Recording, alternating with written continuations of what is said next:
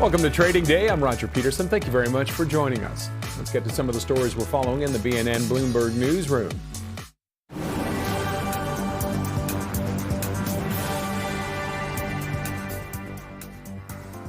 Shares of Barrick Mining are moving higher today. The miner is shaking up management after reports Elliott Management has built a large stake in the company. Bloomberg has obtained a letter to employees signed by Barrick's CEO mentioning changes to the regional operating model. Two senior managers and a top executive are departing as part of the overhaul. Shares of Brookfield are getting a lift. The company is partnering with NVIDIA and the Kuwait Investment Authority to introduce a $100 billion U.S. global AI infrastructure program and fund. The project is looking to make purchases in AI assets across energy, land, data, and other aspects of the infrastructure chain.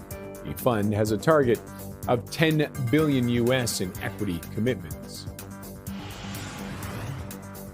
Metro reported profit and revenue in its latest quarter that topped expectations. Sales grew more than 3% to $5.1 billion.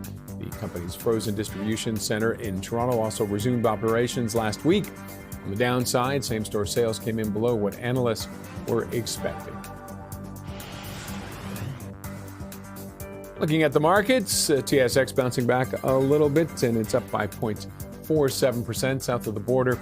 The U.S. markets are a bit mixed right now. Everybody waiting the NVIDIA earnings, see where they go. Let's take a look and see what's happening in New York. You can see the S&P 500 up 0.2%, the Dow Jones down by 0.1%, and the NASDAQ off by 0.29%.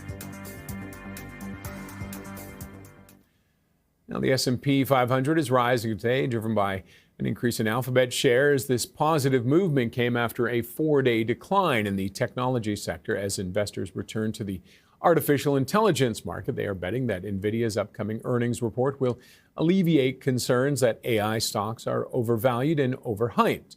My next guest is also projecting a strong quarter from the chip giant. Let's welcome Kim Forrest, Chief Investment Officer and founder at Boca Capital Partners. And Kim, thanks very much for joining us. Oh, it's a pleasure to be here.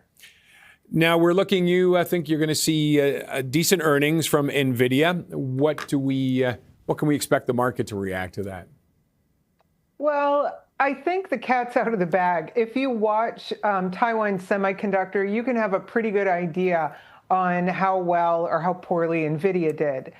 Taiwan Semi is the maker of their chips, and as you might expect, the complicated chips allow Taiwan Semi to earn more, and earn more they did. So that's about a month ago, and we put that to bed. But what we're really looking now for from NVIDIA to tell us if we should be really happy, kind of happy, or not at all happy, is to see what the bookings look like in the next 6 months.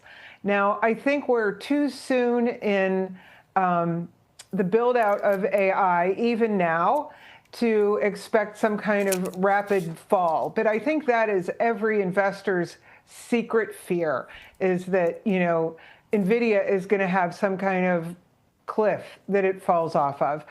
But I don't think anybody is really expecting for that to happen this quarter. So we're pretty sanguine with that. Although I think the whole AI trade has been the reason why the U.S. markets have been selling off. People are nervous about just what AI is going to look like in the future. There's a lot of debate about it. And you're not totally sold on the LL, right? The large language. No, I am not. And I come from this from a place of experience, not just thoughts. I was a software engineer working at a company that actually made the first software that you could use and not have to be a programmer to create neural networks. So while I think they're phenomenal, the large language models are great at understanding what people want, I'm not sure that currently we can make that leap to have them be thinking machines. There is a lot more that goes into thinking than just being able to do a little bit of pattern matching and statistical analysis, which is really what the large language models are doing. And where would you see that would be a better direction? Well, I really like the smaller models that are solving a shorter term or maybe just a smaller problem than, one model to rule them all if you're a Lord of the Rings fan, showing my true nerd self here, right? Anyhow, yeah, I mean, I like what Palantir does. Now, Palantir is extremely overpriced, but they are solving smaller problems with AI where it's well matched. And, you don't have to make this giant leap. So I like productivity enhancing problems being solved. And I'm just not sure what LLMs are really solving, so you can't figure out what is a fair price for accessing them either. Now, for now, it doesn't seem like that's going to change and that direction's going to change. No. Any concerns about the bonds being issued from some of these big names? Absolutely. And it hits at the heart of my problem. The OpenAI and other companies who don't necessarily have, they have great revenue, but it doesn't match their capital outflow needs, right? Or CapEx spending needs. And I think that is what the fear is in the bond holders. They're always very worried about how are we going to get paid back. And if we don't know what revenues are going to be or why people are going to access these models, then we can't really accurately reflect if those bonds are going to be paid back. So it's a huge problem. It's the beginning of a thought and maybe a conversation among all investors about what do these things solve and are they worth the money? And I'm just going to change directions a little bit. I mean, tech is what everybody is talking about. We just saw the earnings over the last couple of days from Home Depot and Lowe's today, and that looks like some weakening consumer sentiment. Could that be a problem, a bigger problem possibly than tech, or is tech still the focus? Well, I think tech is the focus, and if only for a reason of the reason of the math behind the index, right? Right now, I think NVIDIA is 9%. 1 out of 500 stocks in the S&P 500 is about 8 or 9% of the index. That's crazy, right? Mm-hmm. I do think, though, over time, if the boil comes off of AI here, consumer sentiment and especially housing is a huge area of concern. And I think a lot of that can be cured. Well, some of it can be cured by lower interest rates, of course, but we have a bigger problem in hiring. I think, I hate to bring it up again, but a lot of companies are thinking perhaps they can use AI in the near future and they won't have to hire people. And maybe that they're jumping the gun a little bit on that. Let's not hire people quite yet. Again, that can be remedied easily by, companies turning to hiring people. But yeah, it's a tricky time here with, the highs of AI and then the lows of companies like Lowe's and Home Depot. Okay, we're going to have to leave it there, but Kim, thanks very much for joining us. Thank you. Kim Forrest, the Chief Investment Officer and founder at Bokeh Capital Partners. Coming up, we'll hear how AI is changing the world of stock exchanges with the CEO of the London Stock Exchange.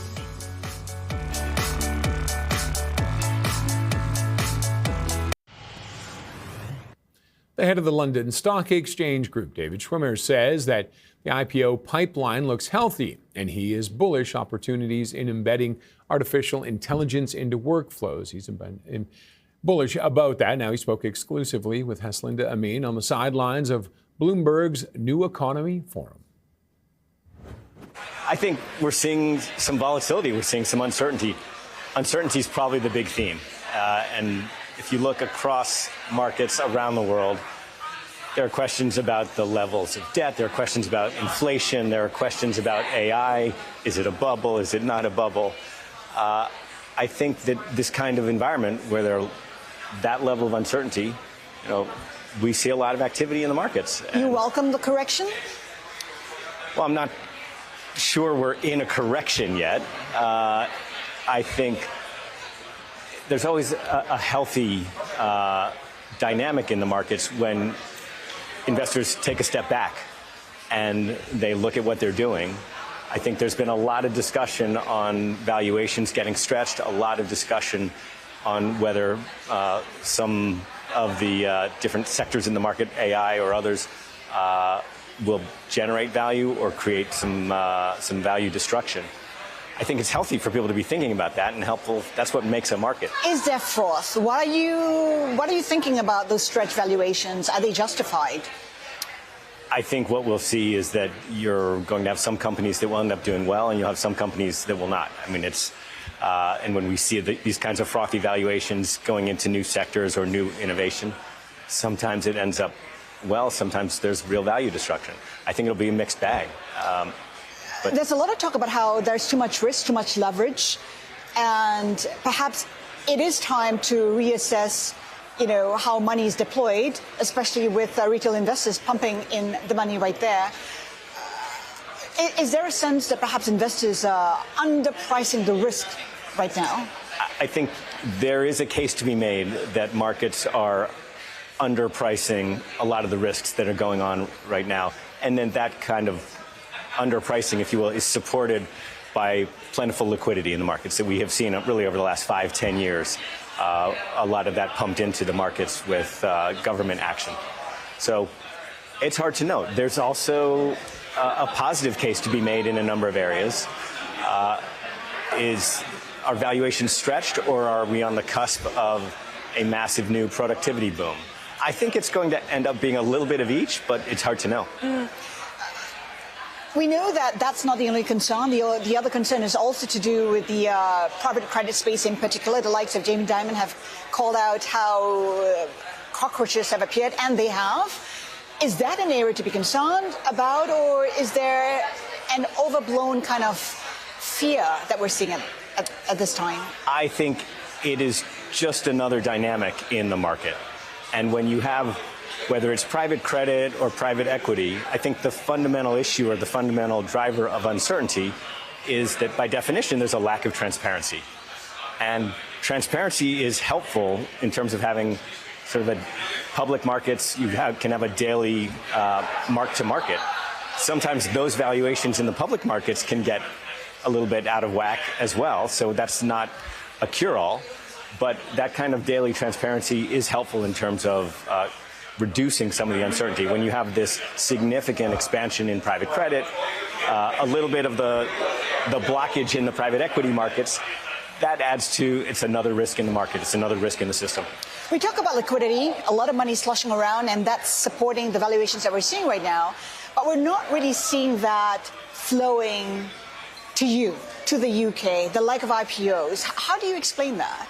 Well, I wouldn't say it's specifically a UK thing. In other words, if you look on a global basis, we have had a slower period with respect to IPOs over the last few years.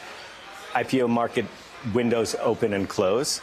It was a pretty tightly closed window in a lot of markets for a couple of years. The U.S. saw its market opening earlier this year. The UK has seen its IPO market open really since the beginning of October. We've had 7 IPOs in the last 7 weeks. And the pipeline's looking good. So I think that market, the IPO window will continue to open and shut depending on what's going on. So do you expect the pace to accelerate? Because, I mean, you said that it is a global trend. It's not really. If you take a look at the IPO market in India, it's thriving. The IPO market in Hong Kong is thriving. But it's not where you are. It's thriving now. But a few months ago, or last year, China was seen as uninvestable. And so these are cyclical dynamics. I think in the UK, you have seen the IPO market pick up really in the last couple months, and the pipeline's looking very healthy. What might pull back, the interest from companies wanting to IPO from Asia, from the US? Specifically into the UK? Yes. I think that the UK, one of the great strengths of the London Stock Exchange and the UK market is it's the most international financial center and the most international capital market in the world, significantly more so than the U.S., which frankly is more focused on U.S. stories. Hong Kong tends to be more of a gateway for China and have companies having a China nexus. But the UK... But it's global competition, David. I mean, like every single market, no matter what region, is trying to draw the IPOs to their market. Sure, but the different markets have different strengths, and one of the great strengths of the UK is that international positioning, and that we have investors and companies in London from all over the world. Something like 40% of capital invested in London-listed companies comes from the US. We have capital coming from Europe. We have capital coming from the Middle East and Asia. Whereas in other markets around the world, it tends to be much more regionally concentrated capital. Is the weakness in the UK economy a consideration for companies wanting to IPO? I think whenever companies are thinking about IPOing, they're looking at the macroeconomic factors. If they have exposure to a particular country or to a particular region, of course, they prefer to IPO in an environment that is looking like it has a strong growth trajectory ahead. And equities, by definition, are forward-looking. So I think a strong, healthy economy is helpful for companies that are looking to list. Could the budget that's coming be a game changer in terms of sentiment towards IPOing in the UK? I think there's obviously been a lot of focus and anticipation around what the budget will hold for the UK. I think the important thing for the UK from an economic perspective is to make sure that its fiscal house is in order, to have the breathing room for investment, both public sector and private sector investment. I think there are clearly some fiscal challenges. There's some political challenges. And I hope that the government can put a budget in place that addresses those kinds of needs. AI, of course, is a big theme for exchanges. You know, AI, data. How do you see that contributing to the business? So for our business, AI is a big opportunity for us. So roughly 50% of our business comes from our data and analytics. And we are seeing significant opportunities in terms of both embedding AI in our workflow, but also in providing our data into a lot of these large language models and cloud providers that are enabling more and more of this AI functionality. So that's a very significant opportunity for us. We're also using it in our internal operations, whether that's customer service, whether it's how we ingest data and use more AI and automation to do that. So big opportunity for us that we're seeing really across the business. All right, that was David Schwimmer, the CEO of the London Stock Exchange Group. Barrick Mining is apparently overhauling its regional operating model and bringing in some new management. We'll have more on that into this game after the break.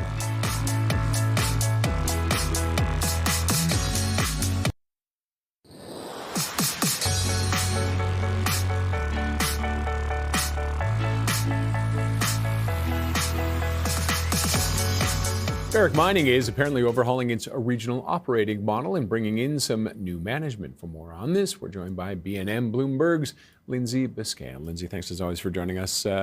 Lots going on. Yes, a lot going on. The latest news is this internal memo today obtained by Bloomberg. This was an internal memo sent to employees at Barrick Mining from the CEO, Mark Hill, outlining some of the changes that the company is seeing, saying this is a bid to improve performance. So some of these changes are structural changes and management changes. We saw 2 senior managers and a top executive depart today. Replacements in those positions have already been announced within that internal memo. Also announced in the memo, one of the company's giant mines in Dominican Republic will be moved to Barrick's North American unit. It was previously part of Barrick's Latin American and Asia Pacific unit, and this is all on a move to strengthen Barrick's North American unit, a unit that arguably is already pretty strong. It has that Nevada mine in it, which of course has had problems in the past, but should be quite lucrative in the future. But this all follows, some operational difficulties for Barrick Mining over the year, cost overruns as well, and comes amid all these rumors that Barrick Mining is potentially about to split into 2 separate entities, right? One focusing on its North American side and the other focusing on the African and Asian side to improve its share price. But, the company, you were talking earlier, was not without its troubles this year. 3 Barrick employees have died in industrial accidents within this year. 19 people have died on the job in the past 5 years. That's far worse than some of their competitors like Newmont or Agnico. And I know you were speaking with Martin Pradier at Veritas Investment Research today, and you did ask him about, some of the risks that come along with Barrick Mining, particularly if they do split into 2 separate entities, like who would want to take on that risk? And Pradier said that there still are investors who would actually take on that risk. Take a listen. A lot of investors will still be interested. I think what it makes it clear is you have 2 different companies, so you can value the North American company higher, I think. And that's really the whole idea, and not being dragged down by all the other stuff that's going on with Mali and Pueblo Viejo also has been a challenge. I mean, the ramp up of that mine has been difficult, and they haven't reached their objectives.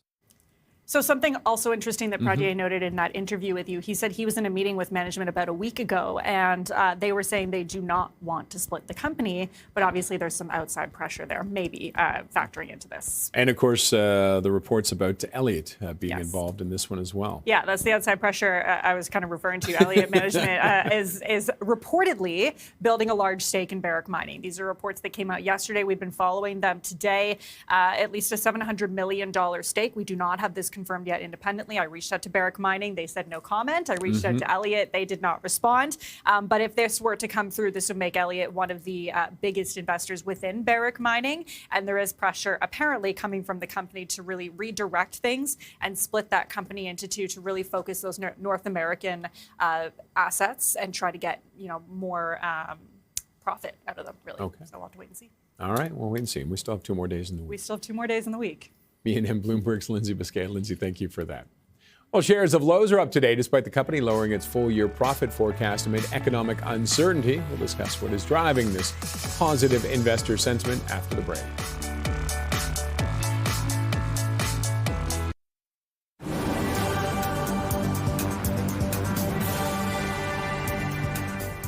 Shares of Lowe's are seeing a spike, up 5.82% right now. The home improvement company topped expectations on profit, helped by consumer spending on home renovations. The American company posted growth in same-store sales on strengths in its digital channel and home services. Sales to professional contractors also saw continued growth. Lowe's now sees their full-year profit target at the lower end of the previously announced range. TJX beat estimates for sales and profit in its most recent quarter. The discounter that runs chains like TJ Maxx and Marshalls also raised its outlook for same-store sales and boosted its profit outlook for 2026. TJX Canada, which also owns Winners, posted an 8% growth in sales. The company says the fourth quarter is off to a strong start. Shares of Target are edging lower. The discount retailer trimmed its profit forecast for the full year as it deals with markdowns and soft demand in key merchandise areas. While third quarter results surpassed average analyst estimates, same-store sales fell by more than 2%. The fourth quarter, Target is maintaining its expectation of a low single-digit decline in sales. And taking a look at the markets right now. TSX bouncing back. It's been a rough little ride for the last few days, but right now it's up over 30,200. It's up 0.64%. And in the U.S., it's mixed right now. You can see the S&P 500 up by 0.17%. The Dow Jones up by 0.05, almost a wash. And the NASDAQ is up by 0.19.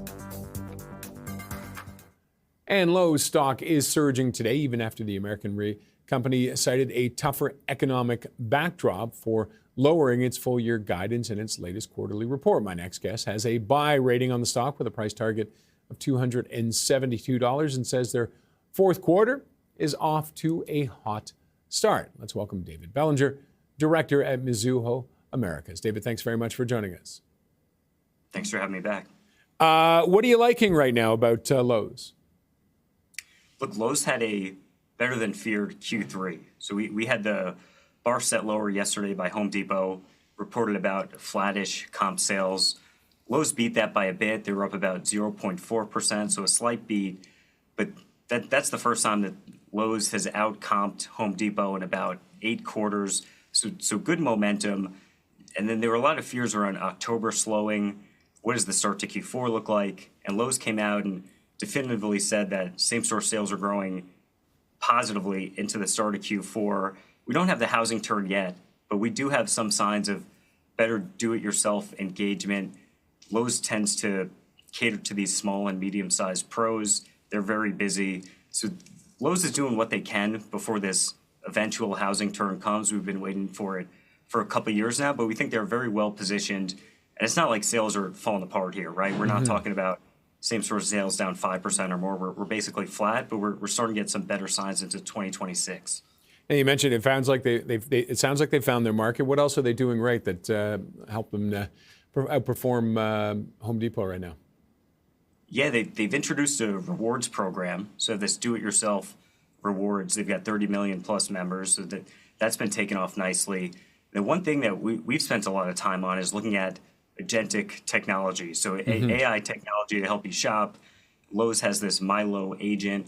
They talked about today that they're seeing about 1 million consumer prompts per month, and the conversion rate on those consumers is almost 2x the normal consumers. So some nice early agentic adoption we're seeing for Lowe's. Maybe this lifts the whole home improvement category over time. You type in things like, hey, how do I build this deck? Or, hey, how do I redo my kitchen? It sort of lays out the steps for you and gives you the products that Lowe's sells, and you could easily convert to them.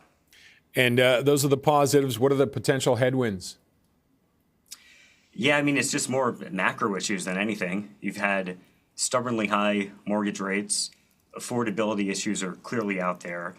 We're all looking for the Fed to make more and more rate cuts, but it just looks like the mortgage rates have not participated in that down move, at least not yet.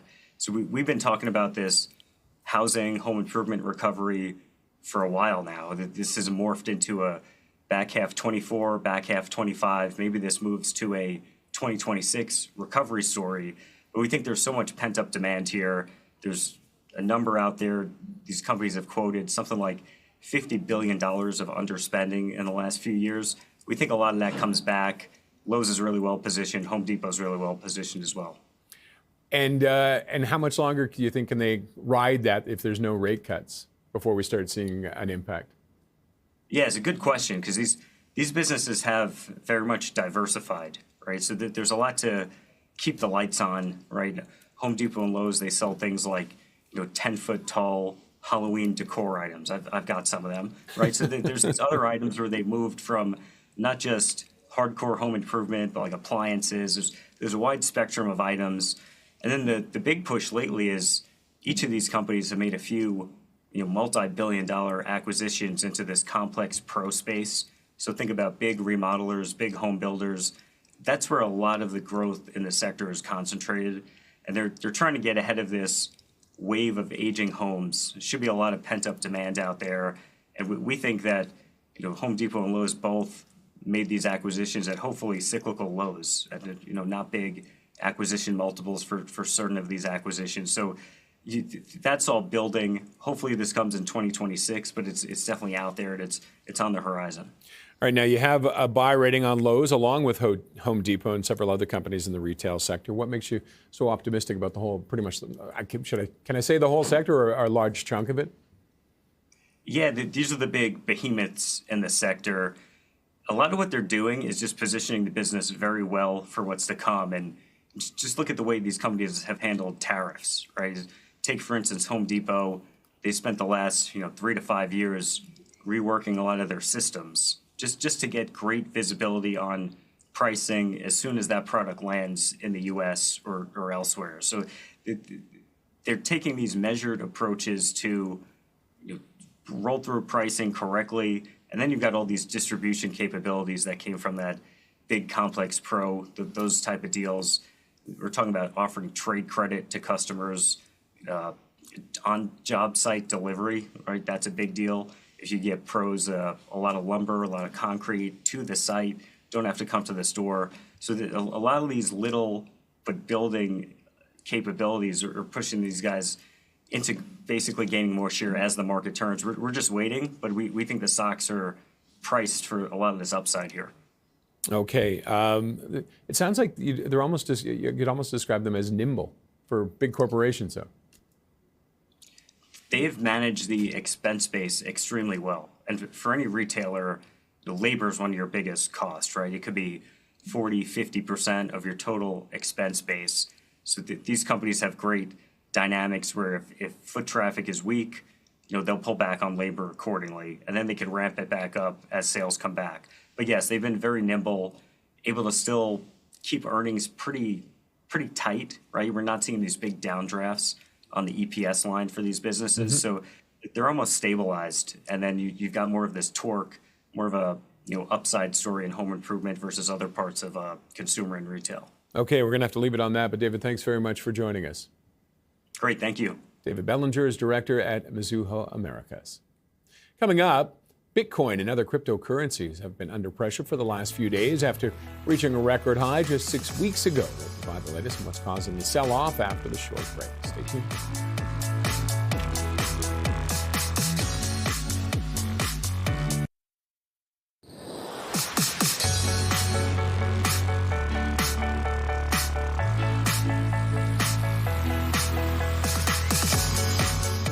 Well, it isn't just stocks that are experiencing a period of volatility. Bitcoin and other prominent cryptocurrencies are facing a major sell-off as well. Just 6 weeks after reaching a record high above 126,000, Bitcoin has dropped more than 26%, currently hovering actually below the $90,000 mark. I was looking at it's just under 89,000 right now. And my next guest believes that the fundamentals of the crypto industry are the strongest he's seen in over 5 years, and it advises investors to focus on the long term. Let's welcome James Garnetsky, Chief Financial Officer at Exodus. James, thanks very much for joining us. Wonderful to be here. Tough thing to do right now, focus on the long term when you're looking at what you've seen Bitcoin doing over the last few days. Yes, it is. Especially if you're new to the space, this might be a feeling you're not quite experienced with. Luckily enough, I've been in for 6.5 years now, and our company's been around for 10 years. So in a lot of ways, we've set up our business so that this is a feature, not a bug. But yes, very much understand for people who have a passing interest or a brand new interest in the space, this doesn't feel that great. What's fueling this one right now? It's hard. It's always hard to point a finger exactly on what it is, unless there's a very massive, clear, worldwide event. But I think the general dynamics right now relate to, there was the government shutdown, which then spiraled in the U.S., which spiraled to, the idea of the U.S. Federal Reserve and whether or not there would be an interest rate cut. There's a lot of AI bubble, collateral damage, I believe, that's being done. Towards lobbed towards risk on assets in general, and Bitcoin certainly falls into that category. So hard to point a finger on just one, but there's a number of those dynamics. Okay, and what makes you say that the fundamentals are about the strongest they've been? Just because this space has been until Trump won in the United States, until he won election, the previous administration had been, in the United States, the world's largest economy, had been outright hostile towards the space, which put a damper on investment in the space. If you were an entrepreneur in your garage in 2023 and you were thinking about doing something with, crypto and payments and, anything related to that, you looked at the headlines and said, well, the U.S. government's probably going to come after me if I try to do something innovative right now. And the current regime has completely reversed that. And so you've got 4 years of pent up demand and need in the space. And that's demand in terms of entrepreneurship, innovation, funding, and capital. And all of that is coming into the space right now. And we're getting clarity in the United States with things like the Genius Act, and soon, hopefully, the Clarity Act. And we have basically in the United States gone from the laggard of innovation and leadership in the crypto space to potentially the outright leader in the space. Now, it sounds like, though, some people, you do need a stomach when you're watching days like this and a week like this, I guess. But is this kind of par for the course for it? Is this something you want to hold long term then? Yes, absolutely. This is the volatility. It can be a feature, not a bug. And again, like I mentioned, we've set up our business around it. You need to have an understanding of the space. Be careful with leverage and think of the long term. For example, when we pay our salaries in Bitcoin at Exodus, and when I started at the company in early 2019, Bitcoin was at 3,300. And so, being at, just under 89,000, you mentioned, that's if I kick myself every day for, for having a mortgage and having to sell some of that Bitcoin to pay for my roof. So yes. So, if you take a longer term horizon, we obviously are firm believers that Bitcoin will pay off in the long term. And now with Exodus, I just want to make sure I get this right. You're among the first companies to hold treasury primarily in Bitcoin and other digital assets. Do you think now that purchase of U.S. debt with cryptocurrency is adding to the growing uncertainty surrounding the country as a safe haven value? Bigger question. Oh, that's just in terms of around the U.S. dollar and the safe haven there. Mm-hmm. Yes, I think that the U.S. government doesn't really have a lot in terms of its balance sheet on Bitcoin. Obviously, we'd love to see the U.S. Have more, and like a gold reserve, have a much larger Bitcoin reserve. I think from the U.S. dollar perspective, I think that goes into stable coins. The Genius Act really helped cement this new rails, this new movement of money, that much more efficient transfer of money. And I think that you're already seeing in parts of the world outside of the United States, you're seeing a very large growth in stablecoin usage, which then leads to, especially with the Genius Act, that'll lead to an increase in purchase of treasuries. I believe Tether is like one of the top 10 buyers of treasuries, larger than most countries. And so, because of that, I think that not only would the U.S. increasing its Bitcoin reserve help stabilize that the dollar as the reserve currency, but I believe more immediate impact would definitely be stablecoin usage around the world. Okay, we'll leave it at that. James, thanks very much for joining us. Thank you. James Garnetsky is Chief Financial Officer at Exodus. Coming up, Hot Picks. We'll look at 3 plays in utilities after this.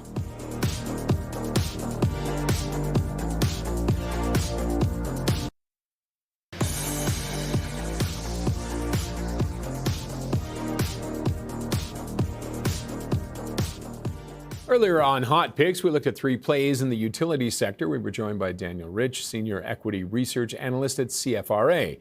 We kicked things off with his top pick, Eversource Energy, that he says is trading at a discount when compared to its peers in the utility sector.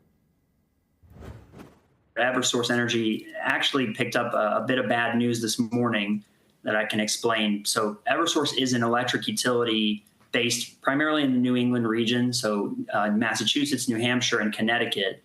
And they've had some regulatory troubles in recent years in terms of local regulation that has put the stock at a discounted valuation relative to peers. Now, we are very bullish on the name because of the discount. We think that the growth potential in terms of earnings per share growth and capital expenditure opportunities in the region, as well as dividend growth, are pretty competitive with the peer group and meriting a better valuation. Now, this morning, the stock is trading down a significant amount because the Connecticut Utility Board basically denied Eversource's ability to liquidate or divest its water utility in the state. It's a minor business, 2% of the revenues in 2024. And why we think the stock is down is primarily because of what it says about the regulatory environment in Connecticut. Not necessarily that the water business is so significant, but if regulation is tightening, that is going to put pressure on shares. Now, again, going into this morning, we held a strong buy opinion, and we saw, like I said, the growth potential in terms of their rate-based growth, their ability to grow their asset base. We're expecting around 8% annually over the long term, which is quite competitive with the peer group. And the dividend yield is 4.3%. Up until now, it's probably even higher with this news. So we will need to rethink our decision here based on this news. But again, I think it's primarily potentially an overreaction, really, based on regulatory concern and not so much a financial difficulty, whether or not they can divest the water utility. And you may have touched on this, where is their core customer base, Eversource? New England, so primarily Massachusetts, but also somewhat in New Hampshire and Connecticut. And like I said, Connecticut's sort of the thorn in their side right now in terms of local utility pushback, regulation pushback. So Again, we saw shares trading over 20% discount to the peer median before this morning. Now we're probably looking at 25 to 30%. And this is a stock that historically has traded around 16 or 17 times forward earnings. And now we're looking at a stock that's probably south of 13 or even 12 times earnings. So again, unless the company comes out with some significant guidance change after today's decision, which I don't expect, we do think that there is considerable upside potential here for long-term investors in Eversource. Your next idea, a huge player, Duke Energy. What attracts you there? Right. So Duke Energy, this is one of the largest electric utilities in the United States, long-term, sort of traditionally run name, and they are primarily based in the Southeast, so North and South Carolina, Florida, as well as the Midwest. They have operations in, for example, Ohio and Indiana. So Duke Energy is one of the names that we think is leading the way in terms of the infrastructure build out for data centers and artificial intelligence that's going to be needed in this country. Their capital expenditure plan was recently increased from $87 billion to what we think is going to be $95 billion from 2026 to 2030, which is significant in terms of the electric transmission distribution, natural gas distribution, and new electric generation capacity in terms of gas, but also renewables to power all of this electricity demand that we're seeing. So they're projecting what we think is a pretty attractive pace of electricity sales growth in their service territory. Next year, somewhere between 1.5% and 2%, and then an acceleration of electric sales, 3% to 4% growth from 2027 through 2029, which is well beyond historical norms. And we think also customer growth in their territories, particularly in the Carolinas as well as Florida, is very healthy. It's also supporting their ability to, at the regulatory level, get all of this capital spending approved. And we do think it supports a potential earnings acceleration towards the end of this decade. For right now, Duke tends to grow their earnings about 6 to 7% annually in terms of earnings per share.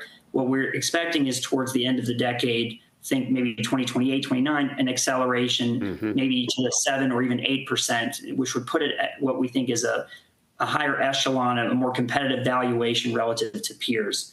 The shares do yield 3.6% of dividend currently. And like I said, the data center trend, especially in North Carolina, is attractive.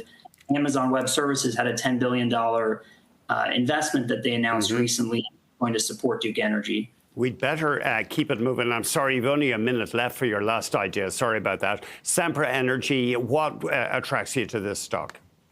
Right. So Sempra, this is a company that is primarily based in California and Texas, two very attractive markets, especially the Texas market, which is probably one of the fastest growing in terms of electricity demand and data center growth.